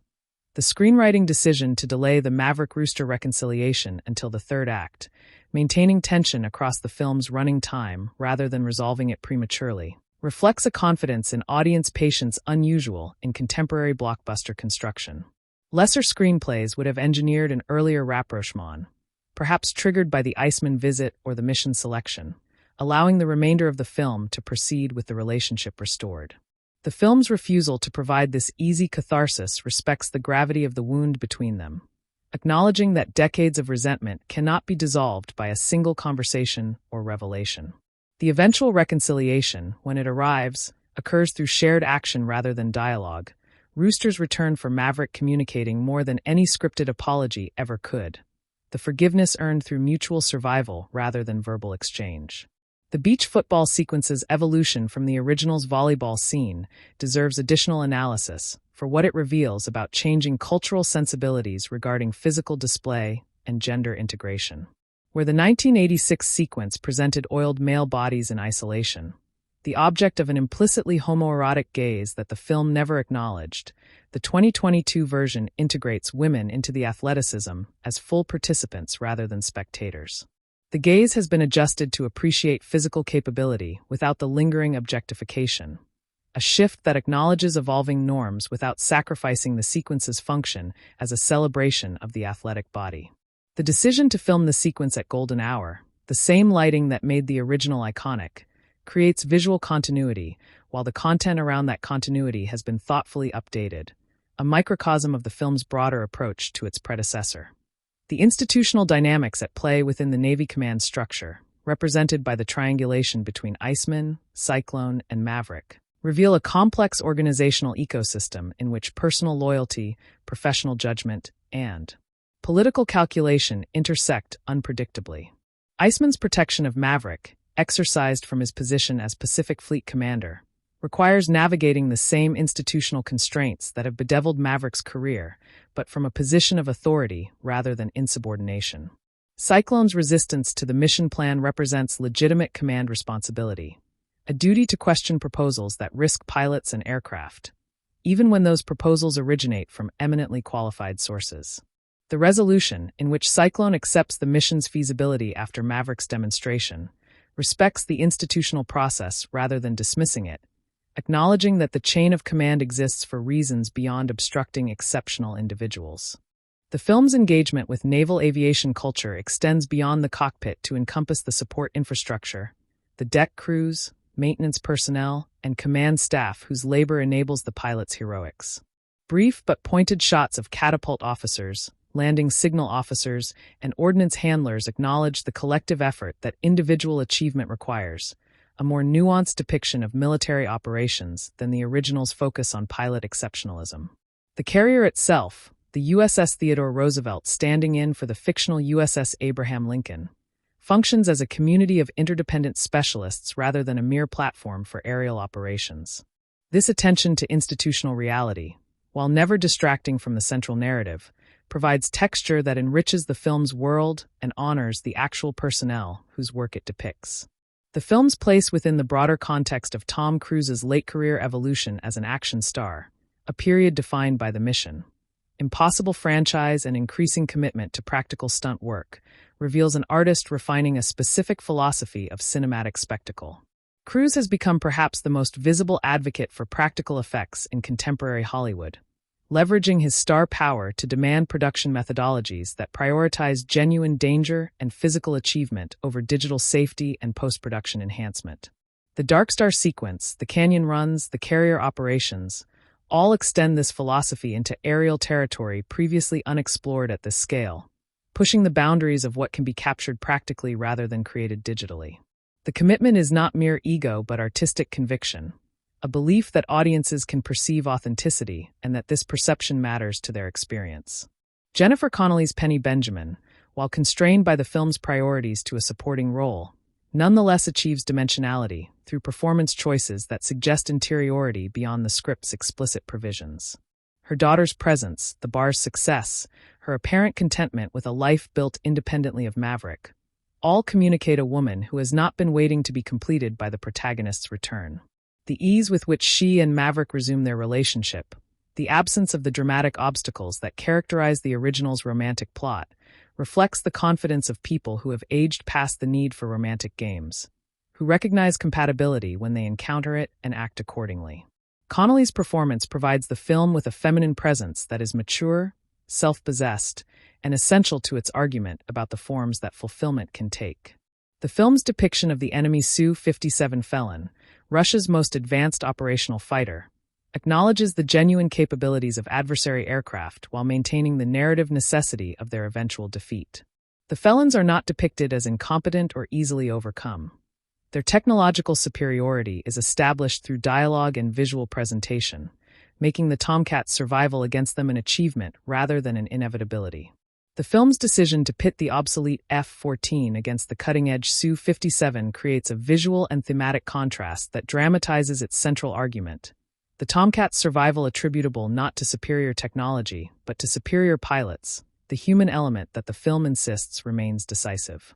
The aerial combat choreography respects the Felon's capabilities while demonstrating the tactical creativity that can overcome technological disadvantage. The film's emotional climax, the reunion on the carrier deck following the mission's successful completion, earns its catharsis through the accumulation of everything that preceded it. The training failures, the interpersonal conflict, the presumed deaths, the desperate improvisations. Cruise and Teller play the embrace without dialogue, the physical contact communicating what words would diminish. A father and son who have survived what should have killed them and found each other on the other side of catastrophe. The surrounding cast, their expressions of relief and admiration, provide the witnessing function that validates the central relationship's significance, the squadron acknowledging what the audience already understands, that this moment represents the completion of an arc 36 years in the making. The epilogue's visual composition, with Maverick's P-51 ascending into a clear sky as Rooster watches from Penny's property, creates a closing image of earned tranquility that the original film denied its protagonist. The Mustang, a vintage aircraft maintained by a vintage pilot, represents a relationship with flight that exists outside institutional constraints, a practice of aviation pursued for its own sake rather than military necessity. Penny's presence in the rear seat, a partner rather than a passenger, suggests companionship that enhances rather than limits, a life that has finally learned to balance the competing demands of love and obsession. The photograph Rooster has pinned beside his father's image, capturing their shared triumph, literalizes the film's argument about legacy. The past is not replaced by the present, but integrated into it, the dead honored by the living who continue their work. The box office performance, which saw the film remain at number 1 during Labor Day weekend 4 months after its release, represents an achievement so anomalous in modern theatrical distribution that industry analysts struggled to find appropriate comparisons. The 5.7x domestic multiplier, the ratio of total gross to opening weekend, exceeds every comparable blockbuster in recent memory, indicating a pattern of sustained audience interest unprecedented for a film of its scale. The repeat viewings that drove this performance, with approximately a quarter of audiences returning for multiple screenings, suggest an experience that rewarded revisiting, the clarity of the aerial sequences revealing new details with each viewing. The film's financial trajectory demonstrated that word-of-mouth momentum could sustain theatrical performance across months, challenging industry assumptions about front-loaded opening weekends and rapid home video transitions. The cultural impact of the film's practical effects philosophy extends beyond its own box office to influence production methodologies across the industry. In the wake of Maverick's success, studios and filmmakers have increasingly emphasized practical stunts and in-camera effects in their marketing, recognizing that audiences have developed sophisticated filters for distinguishing real from simulated and placing premium value on the former. The film's demonstration that practical aerial cinematography was not merely possible, but commercially viable at blockbuster scale, has opened possibilities for aviation sequences in subsequent productions. The year-long development process for the cockpit cameras, initially considered an extravagance, now appears as a necessary investment in a methodology that the film proved could generate returns far exceeding its costs. The Best Picture Oscar nomination, while the film ultimately won only the Best Sound category, represented a significant recognition from the Academy that action cinema executed at this level deserved consideration alongside the dramatic films that traditionally dominate awards consideration. The nomination acknowledged not merely the film's technical achievements, but its effectiveness as popular entertainment, a category that the expanded Best Picture field was specifically designed to accommodate. The Best Sound Award, recognizing the extraordinary audio environment that contributed substantially to the film's immersive quality, validated the sound team's contribution to an experience that audiences consistently described as visceral and transportive. The award's recognition, while not the film's primary measure of success, confirmed critical respect for a project that could easily have been dismissed as mere nostalgia exercise. The film's engagement with naval aviation's future, glimpsed through the Darkstar prototype and the drone warfare that Admiral Kane advocates, situates the narrative within genuine debates about the trajectory of military aviation. Unmanned systems increasingly dominate budgets and strategic planning, raising questions about the continued relevance of human pilots in combat roles that the film addresses through its narrative rather than through didactic argument. The mission's justification, the GPS jamming that renders autonomous systems unreliable, gestures toward vulnerabilities that military planners genuinely consider, lending credibility to the film's premise that human pilots might remain necessary even in highly automated future battle spaces. The film's position is not reactionary but humanist, arguing for complementarity rather than replacement, a nuanced stance on technology that avoids the Luddite implications of simpler anti-drone narratives. The screenplay's structural sophistication reveals itself most clearly in retrospective analysis, when the careful placement of information, the delayed revelations, and the precisely timed emotional beats become apparent as architectural rather than accidental.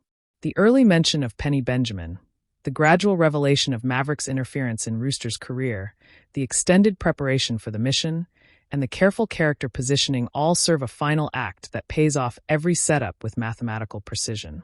The screenplay understands that blockbuster satisfaction derives from the audience's subconscious recognition of structure, the feeling that events unfold inevitably from what preceded them rather than occurring arbitrarily. This architectural discipline, so often absent from action cinema that prioritizes moment-to-moment excitement over cumulative effect, distinguishes the film from contemporaries that mistake chaos for dynamism. The relationship between Maverick and Iceman, condensed into 2 scenes of extraordinary emotional density, carries the weight of a friendship that the intervening decades have deepened rather than diluted. Kilmer's physical condition, the tracheotomy scar visible at his throat, the keyboard through which he communicates, all create a visual reality that no performance alone could achieve, the actor's actual history lending authenticity to the character's fictional decline. The decision to photograph these scenes with a warmth and intimacy unusual for the film's otherwise kinetic visual language distinguishes them as sacred space, moments when the action pauses to accommodate genuine feeling. The physical affection between the actors, Cruise holding Kilmer's face, their hands clasped, communicates a tenderness that male characters in action films are so rarely permitted to express, a model of friendship that survives rivalry, illness, and the approach of death. The film's treatment of risk and mortality distinguishes it from action cinema that presents danger without consequence, the simulation deaths and the genuine peril of the third act acknowledging that the characters inhabit a profession where error means death without possibility of correction. The pilot's pre-mission preparations, the letters and talismans and quiet moments of contemplation, recognize the statistical reality that some of them will not return, a gravity that the original film, with its MTV aesthetic and youthful invincibility, largely avoided. This acknowledgement of mortality raises the stakes of the aerial sequences beyond mere spectacle, investing each maneuver with existential weight, the understanding that the price of failure is absolute. The film earns its triumphant conclusion by first establishing the plausibility of tragedy, a narrative discipline that makes the survival of its protagonists meaningful rather than assumed. The absence of explicit political content, the unnamed enemy, and the focus on mission execution rather than strategic justification, represents a narrative choice that has drawn both criticism and defense, each position illuminating different aspects of the film's relationship with its military subject matter. Critics argue that the depoliticized presentation of American air power, divorced from any specific geopolitical context, functions as propaganda by default, presenting military action as a technical problem rather than a political one. Defenders counter that the film's focus on character and craft rather than politics allows it to function as universal storytelling, its themes of mentorship, aging, and human value transcending the specific circumstances of its setting. Both positions contain insight, and the film's enormous international success suggests that its approach, however politically circumspect, resonated across cultural and national boundaries. The film's technical legacy, particularly the camera systems developed for the cockpit photography, will likely influence aviation filmmaking for decades. The Sony Rialto extension system, which separates the camera's sensor block from its processing unit, allowed the placement of imaging equipment in spaces too confined for traditional camera bodies, enabling angles and perspectives previously achievable only through visual effects or mounted exterior cameras. The data management infrastructure required to capture 6 simultaneous 6K feeds per aircraft under combat maneuvering conditions represented an engineering challenge that the production solved through custom solutions developed in partnership with Sony. These innovations, now available to subsequent productions, have expanded the vocabulary of aerial cinematography, establishing new standards for what can be captured practically rather than simulated digitally. The psychological architecture of Maverick's character deserves deeper excavation than surface readings typically afford, revealing a man whose entire adult identity has been constructed around a single traumatic moment that he has never fully processed. The death of Goose in 1986 functions not merely as backstory, but as the originating wound from which all subsequent behavior flows. A grief so profound that it froze Maverick's emotional development at the moment of impact, leaving him perpetually 30 years old in his capacity for attachment and trust. Every career decision he has made since the refusal of promotion, the resistance to settling, the compulsive risk-taking that borders on self-destruction, can be understood as a continuous, unarticulated penance for surviving when his best friend did not. The film's genius lies in recognizing that this psychological stasis, while personally tragic, also preserved precisely the qualities that would make him indispensable decades later. His refusal to mature into caution, leaving intact the instincts that algorithms cannot replicate. The institutional memory of the Navy, as depicted in the film, operates as a complex organism that simultaneously protects and persecutes its most exceptional members, recognizing their value while resenting their necessity. Maverick's career has survived not despite his insubordination, but because of a system that, at its highest levels, understands that warfare occasionally requires individuals who cannot be contained by its procedures.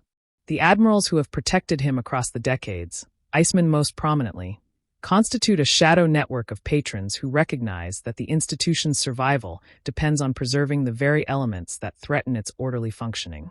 This dynamic, largely unspoken but consistently present, reflects an understanding of military organizations more sophisticated than the simple individual versus system conflict that lesser films would have presented. The intergenerational transmission of trauma, examined through the Maverick-Rooster dynamic, represents one of the film's most psychologically sophisticated threads. Rooster has inherited not only his father's aviator vocation, but also the emotional consequences of his death, growing up in a household defined by absence and the complicated mythology that surrounds martyrdom. His resentment toward Maverick is ultimately less about the blocked academy application than about the unbearable position of owing his life to the man whose survival required his father's death, a debt that can never be discharged and therefore curdles into hostility. The piano, the mustache, the deliberate echoes of Goose in his bearing, all suggest a young man attempting to become the father he never knew while simultaneously punishing the surrogate who failed to save him. The film's treatment of female presence within naval aviation extends beyond Phoenix and Halo to encompass a broader argument about institutional evolution that has occurred in the decades since the original. The casual integration of women into the squadron, presented without commentary or explanation, constitutes a more effective argument for gender equality than any explicit statement could provide, normalizing what would have been exceptional in 1986 through the simple fact of depiction. Phoenix faces no skepticism based on her gender, receives no dialogue about proving herself in a man's world, encounters no obstacles that her male counterparts do not also face, a narrative choice that reflects the genuine progress of military integration while perhaps understating its continuing challenges. The cinematographic treatment of the cockpit interior, with its shallow depth of field and intimate proximity to actors' faces, creates a visual grammar of confinement that paradoxically amplifies the sequence's kinetic impact. The tight framing eliminates the spatial context that would allow audiences to orient themselves comfortably, replicating the pilot's experience of being strapped into a confined space while the world rotates violently beyond the canopy. This visual strategy, maintained across the aerial sequences with remarkable consistency, ensures that the audience never achieves the detached perspective of an observer, remaining instead trapped alongside the characters in their vibrating, accelerating, barely controlled machines. The film's sound mix prioritizes breathing as a narrative element, the pilot's respiration functioning as an audible index of their physical and emotional states throughout the aerial sequences. The controlled inhalations of routine maneuvers, the ragged gasps of high-G combat, the held breath of missile evasion, all provide a physiological soundtrack that communicates stress more directly than music or dialogue possibly could. This attention to the body's audible signals reflects an understanding that cinema's most immersive moments often operate below the level of conscious perception, the audience's own breathing subtly synchronizing with what they hear through the speakers. The choice to cast Miles Teller, whose breakthrough performance in Whiplash similarly explored the traumatic dynamics of mentorship under a demanding instructor, creates a productive intertextuality that enriches Rooster's characterization for audiences familiar with his filmography.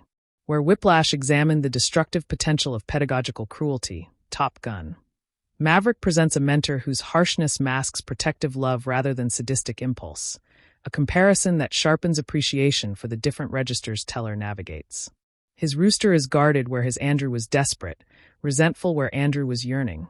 Yet both characters share a core of wounded determination that Teller communicates with minimal effect. The visual effects that augment the practical aerial photography deserve acknowledgement for their invisibility, the highest compliment that effects work can receive. The removal of camera rigs from exterior shots, the enhancement of missile trails and explosions, the subtle compositing that sometimes combines separately photographed elements, all occur at a level of transparency that preserves the illusion of unified practical capture. The film's achievement is not the absence of digital enhancement, but its subordination, the effects serving the practical footage rather than the practical footage providing reference for effects, a hierarchy that distinguishes the production from its CGI-dominated contemporaries. The screenplay's restraint regarding the romantic subplot reflects an understanding that adult relationships in action cinema require different narrative pacing than youthful romance. Maverick and Penny do not fall in love during the film's running time. They resume a love that already existed, that has survived years of separation and other relationships and the accumulated compromises of middle age. The absence of a meet-cute, a courtship, or any of the conventional romantic beats signals a confidence that audiences can recognize and invest in relationships that predate the narrative, a sophistication that the original's Charlie romance, with its professional complications and eventual dissolution, could not achieve. The film's depiction of carrier operations, from catapult launches to arrested landings, communicates the physical violence of naval aviation with a visceral immediacy that surpasses any previous cinematic representation. The acceleration of launch, the impact of landing, the noise and steam and controlled chaos of the flight deck, all are captured with a documentary attention to detail that serves the narrative's broader commitment to authenticity. These sequences, brief but essential, ground the more spectacular aerial footage in the institutional and physical reality of the carrier, reminding audiences that every flight begins and ends with the controlled collision of aircraft and steel. The thematic resonance between Maverick's Darkstar flight and his subsequent approach to instructing the younger pilots reveals a consistency of philosophy that the film explores without explicit statement. In both contexts, he pushes beyond established limits, accepting the risk of destruction as the price of discovering where genuine boundaries lie, a methodology that appears reckless to observers, but is in fact the product of experience too deep to articulate through conventional instruction. His teaching, like his test flying, proceeds from the conviction that capability is discovered rather than taught, that the instructor's role is to create conditions in which students can exceed their own expectations rather than meet the instructor's. The film's engagement with the physical toll of aviation on the aging body provides an undercurrent of melancholy beneath the spectacle, a recognition that Maverick's continued capability represents an exception rather than a sustainable model. The shots of him rising stiffly from the cockpit, the private moments of exhaustion that precede his public performances of vitality, the unspoken acknowledgement that his body requires more maintenance than it once did, all contribute to a portrait of aging that is honest without being defeatist. Cruise's commitment to maintaining the physical condition that makes this portrayal credible is itself a performance of the discipline that the character represents. The relationship between visual clarity and narrative comprehensibility reaches its fullest expression in the mission sequences, where Kosinski's direction ensures that audiences always understand spatial relationships, threat locations, and the consequences of each maneuver. This legibility, so often sacrificed in contemporary action cinema to rapid editing and chaotic framing, represents not a simplification but a sophistication, the understanding that spectacular imagery becomes more impactful when audiences can parse what they are seeing. The canyon geography, the SAM placements, the relative positions of attacking and defending aircraft, all are established with sufficient clarity that the sequences reward attention rather than overwhelm it. The film's use of the F-14 Tomcat as both practical narrative element and symbolic vehicle achieves a density of meaning unusual in blockbuster cinema. The aircraft represents Goose's death and Maverick's trauma, the era of aviation that the present has supposedly superseded, the obsolete technology that nonetheless proves decisive, and the intergenerational partnership that the film has been building toward. When Maverick and Rooster occupy the same cockpit, the arrangement physically realizes the psychological integration the narrative has been developing. Two generations sharing the confined space of a machine designed before either of them understood who they would become to each other. The performance Lewis Pullman delivers as Bob functions as the film's stealth emotional center, a character whose arc from anxiety to capability operates not through dramatic transformation, but through the gradual revelation of competence that was always present. His targeting expertise, his calm under pressure, his function as the squadron's unexpected asset, all emerge from a performance that never begs for audience sympathy or signals its own importance. The relationship between Bob and Phoenix, in which his technical mastery complements her piloting skill, presents a model of professional partnership based on complementary rather than competitive excellence. The film's broader cultural intervention, arriving at a moment of intense anxiety about the replacement of human labor by automated systems, transformed what could have been a simple action sequel into a cultural Rorschach test for attitudes toward technological displacement. Audiences who felt threatened by algorithmic decision-making, by the gig economy's devaluation of experience, by the sense that human judgment was being systematically replaced by optimization logic, found in Maverick's triumph an allegory for their own anxieties. The film's commercial success cannot be separated from this resonance, the sense that it was arguing for something audiences desperately wanted to believe about the enduring value of human capability.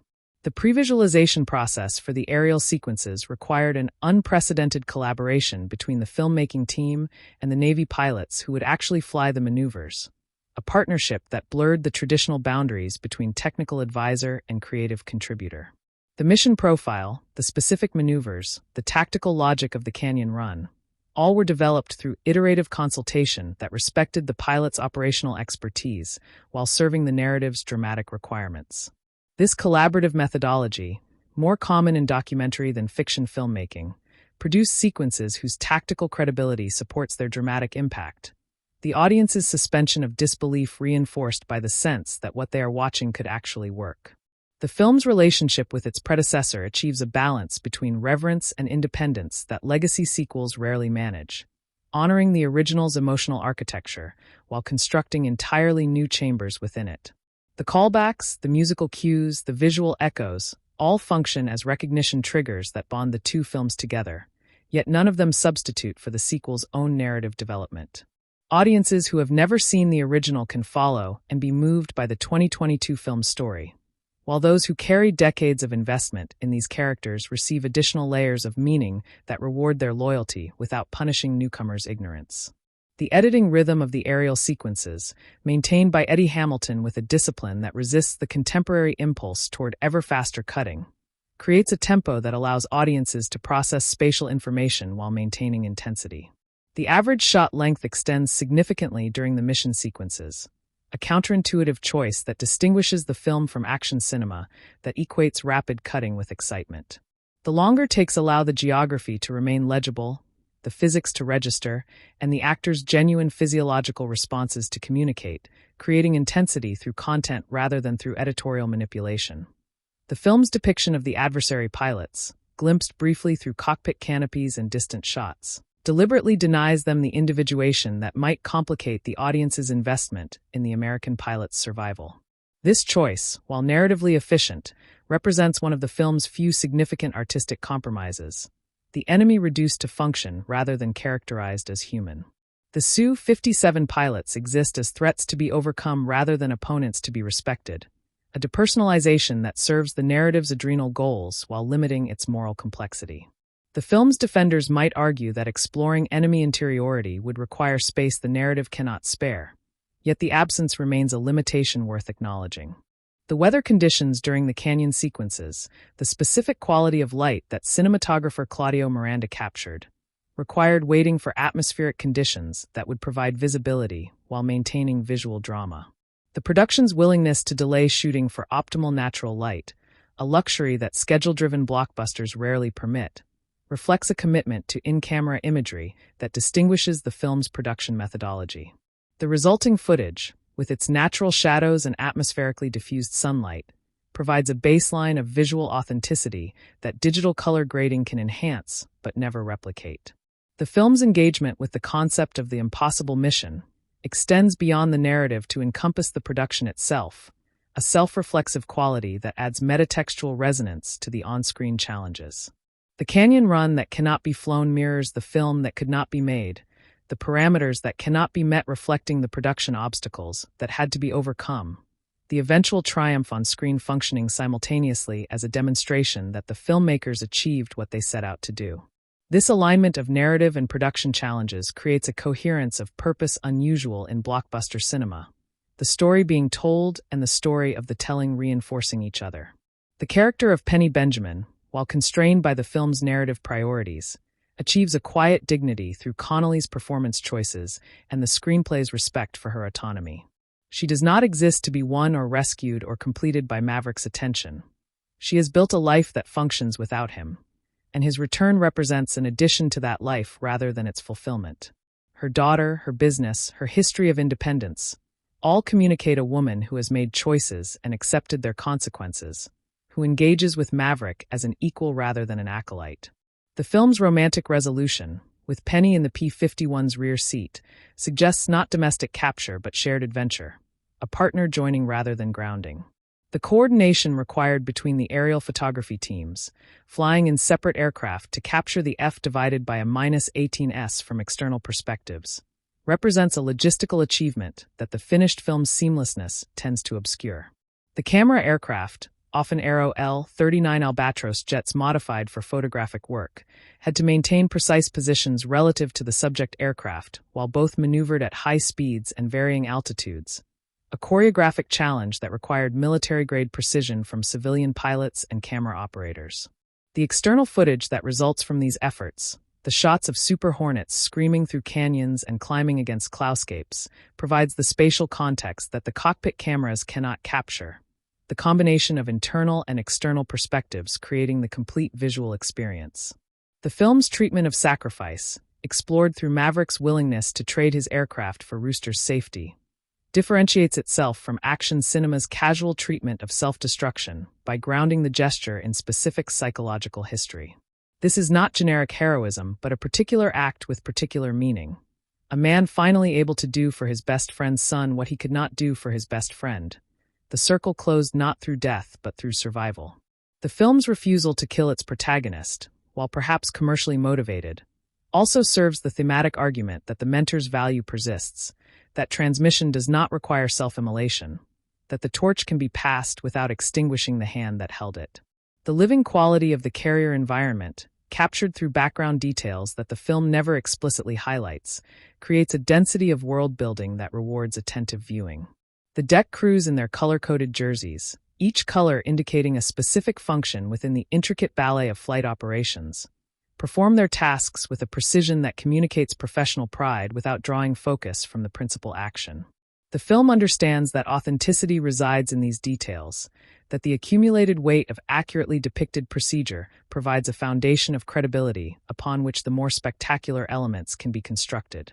The evolution of Hangman's relationship with the squadron, from tolerated asset to genuine comrade, occurs largely through reaction shots and background positioning rather than spotlighted development, a subtlety that respects the ensemble's complexity. His presence at the film's conclusion, celebrated rather than merely accepted, represents a transformation that the screenplay has earned through the careful management of his unlikability, never softening him into harmlessness while allowing his essential capability to manifest in service of the group. The arc suggests that growth does not require fundamental personality change, that the arrogant pilot can remain arrogant and still learn to direct that arrogance toward collective rather than individual ends. The film's visual quotations from the original, including the motorcycle jet silhouette, the tower flyby, and the final dogfight structure, function not as empty nostalgia triggers, but as deliberate echoes that create continuity while highlighting difference. The 2022 Maverick, silhouetted against the same sunset beside the same aircraft type, is not the same man who posed for that image decades earlier, and the visual echo invites audiences to measure the distance between then and now. The flyby, perpetrated against Cyclone rather than an easily flustered commander, carries different consequences and different meaning. The insubordination now calculated rather than impulsive, the gesture serving pedagogical purpose rather than mere defiance. The film's sound team, led by Al Nelson and his colleagues at Skywalker Sound, created an audio environment in which every aircraft possesses a distinctive sonic signature, allowing audiences to identify planes by ear before they appear on screen. The Super Hornet's particular engine note, the Felon's different growl, the Tomcat's recognizable vintage rumble, all contribute to an audio geography that guides audience attention through complex aerial sequences. The missile warnings, calibrated to be urgent without being disorienting, provide threat information that visual chaos might obscure. The sound design functioning as an additional narrative channel rather than mere atmosphere. The decision to withhold the familiar Danger Zone song until the film's final moments, rather than deploying it as an opening nostalgia trigger, demonstrates a confidence that the audience's relationship with the original could survive delayed gratification. When Kenny Loggins's vocals finally emerge over the closing credits, the song functions as release rather than setup, a celebratory coda to an experience that has earned its connection to the past rather than demanded it as an entry fee. The restraint of this choice, the willingness to make audiences wait for what they came expecting, reflects the broader artistic strategy of delivering familiarity through earned rather than immediate pathways. The relationship between the pilots and their aircraft, depicted throughout the film with a reverence that borders on the romantic, extends the original's fetishization of military hardware while deepening its emotional register. The pre-flight inspections, the cockpit familiarization rituals, the physical intimacy of pilots and their machines, all communicate a bond that exceeds the functional, an attachment that explains why Maverick cannot stop flying and why his students have chosen this particular form of excellence. The aircraft are not merely vehicles but partners, extensions of the pilot's bodies and wills, a fusion of human and machine that the film presents as aspirational rather than threatening. The film's achievement in audience demographics, drawing viewers across generational lines that typically segment the theatrical market, contributed substantially to its extraordinary financial performance. Older audiences who remembered the original in theaters brought their children and grandchildren, creating a multi-generational viewing experience that the fragmented media landscape rarely accommodates. The film's ability to speak simultaneously to nostalgia and novelty, to reward memory while requiring no prior knowledge, created a theatrical event that transcended the typical segmentation of the moviegoing public into discrete marketing quadrants. The physical preparation required of the cast extended beyond G-force tolerance training to encompass the specific demands of acting while piloting or being piloted. The actors learned the cockpit layouts of their respective aircraft, internalized the operational procedures that would make their performances credible, and developed the physical discipline to remain functional while their bodies were subjected to forces that typically induce unconsciousness.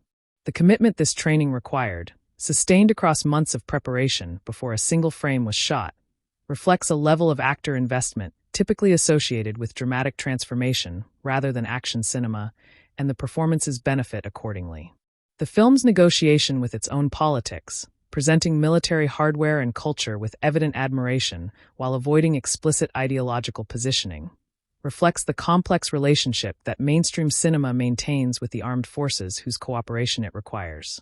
The Navy's extensive participation, including carrier access and pilot support, was contingent upon a portrayal that, while not propagandistic, did not fundamentally challenge the institution's self-conception. The film operates within these constraints while achieving sufficient artistic independence to function as personal rather than institutional storytelling. The focus on character relationships rather than strategic objectives, allowing emotional complexity within a politically circumscribed framework. The final image, the P-51 ascending into a sky that matches the original film's color palette, creates a visual rhyme that closes the narrative loop without sealing it. The vintage aircraft, the returning romantic partner, the photograph that connects past and present, all suggest a life that has finally achieved integration. The competing demands of love and vocation, memory and forward motion, reconciled into a single ascending vector. The shot does not promise permanence, Maverick's fundamental restlessness remaining legible beneath the contentment, but it offers a moment of earned equilibrium, the restless pilot at peace, however temporarily, with what he has saved and who he has become. The legacy that Top Gun, Maverick establishes for the action genre extends beyond its specific achievements to model an alternative path for blockbuster filmmaking, one in which practical capture, spatial legibility, emotional investment, and disciplined structure replace the digital chaos that has too often substituted for genuine spectacle. The film's example demonstrates that audiences can distinguish authenticity from simulation and will reward the former with an enthusiasm that no amount of marketing can manufacture. Whether the industry learns this lesson remains uncertain, but the film's extraordinary success ensures that the argument has been made with undeniable force, a thesis proven not through critical advocacy, but through the marketplace validation that Hollywood understands.